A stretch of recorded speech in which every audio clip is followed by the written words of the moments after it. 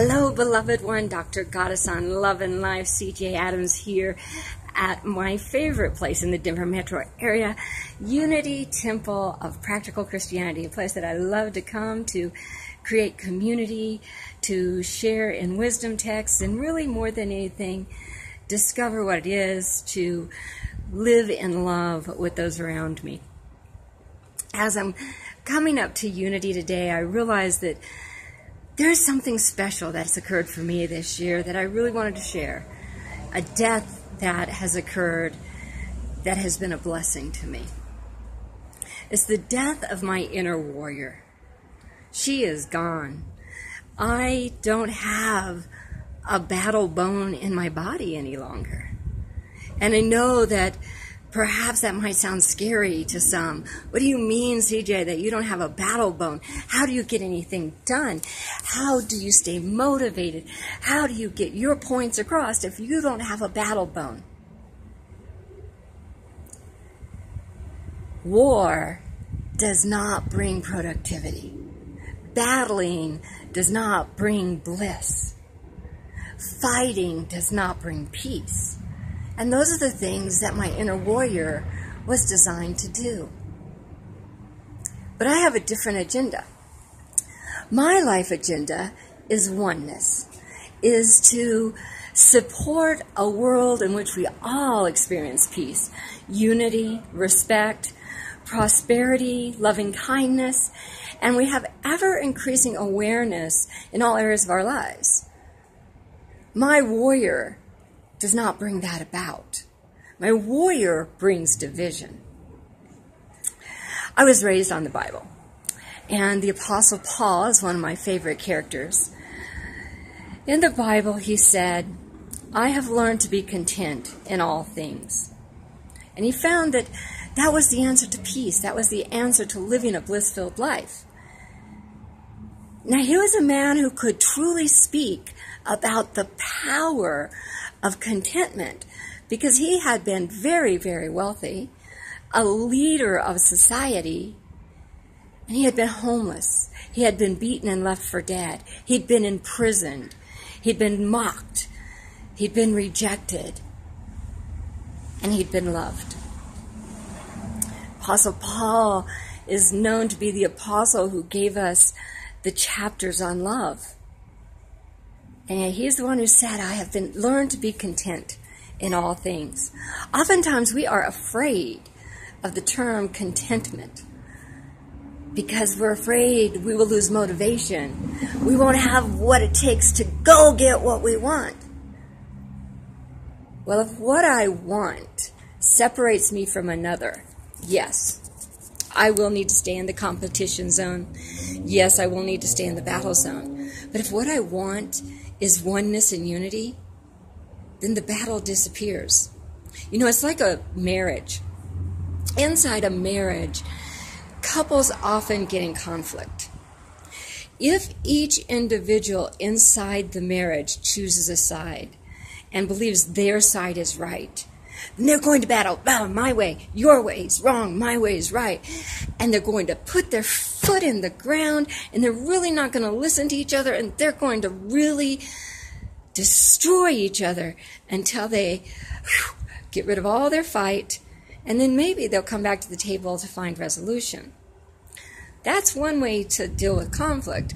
But a far more effective way to deal with conflict is to take the conflict out of the relationship and see it as a separate entity.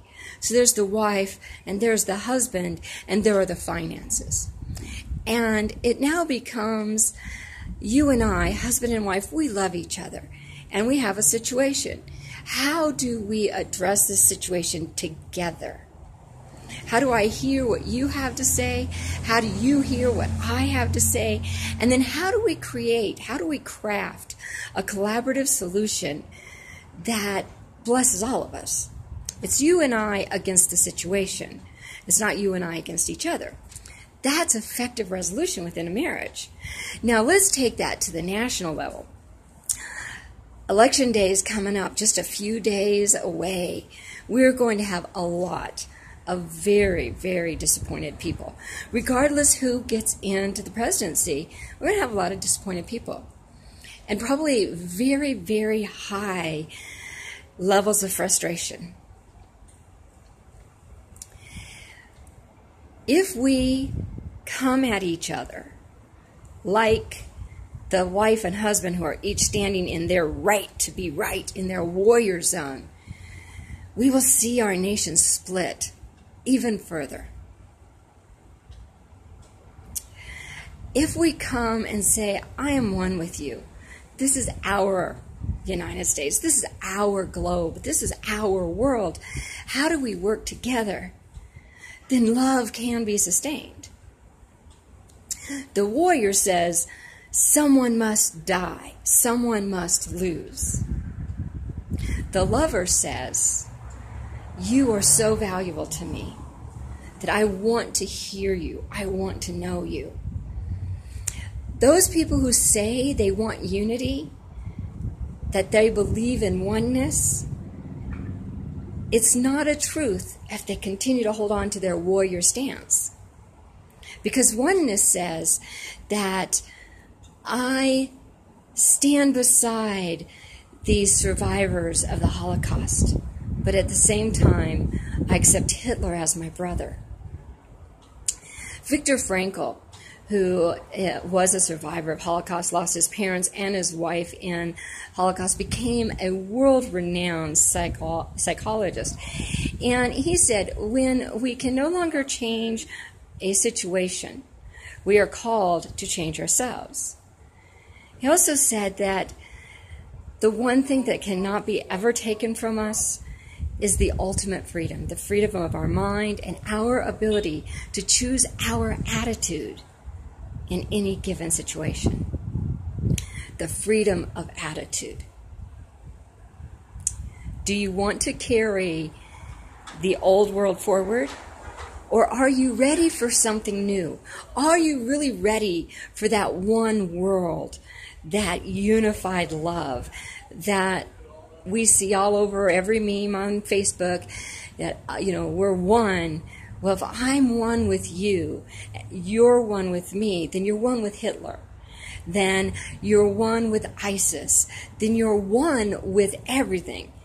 Because if you aren't one with everything, then you're just a bigger, separate piece, right? The situation in Standing Rock. People have asked me, why haven't you taken a stand on this? Why aren't you posting things? Why aren't you saying things? Because I can't take a stand. I totally do not want oil in my water or in the waters of any people. At the same time, there are valid points being made by legislators. There are valid points being made by the pipeline. There are people whose jobs are at risk and their family sustainability is at risk. There are indigenous peoples who need to have their needs addressed as well. How do I choose a side? My side is for unity.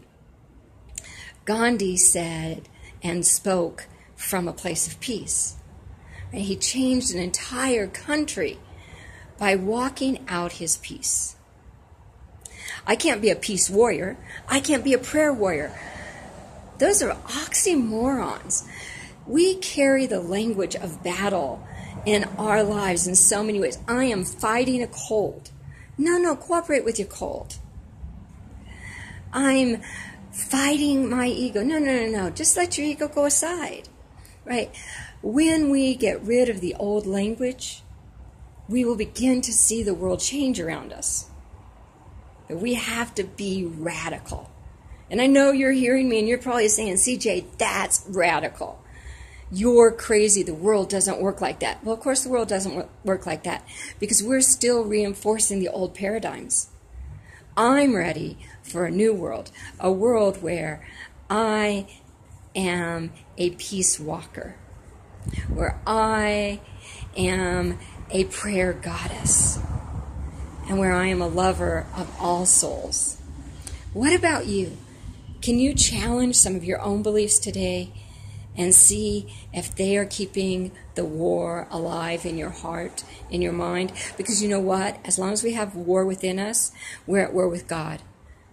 We're at war with the divine. We're at war with the universe, because what we are saying when we have war within ourselves is, you're wrong. Something about this world is wrong. You're wrong. Reminding again what Paul said, I have learned to be content in all things. A Course in Miracles, another wisdom text I love, speaks about how often we carry the false belief that I will be happy if something outside of me changes. The only change I need is the change within. All right, my beloved ones, a bit challenging today, but I invite you to join me in the circle of love and oneness. I love you so much. I see your magnificence. I see how extremely powerful you are. Let's step into our power. Get out there and walk your magnificence. Remember, we truly are one, and I love you.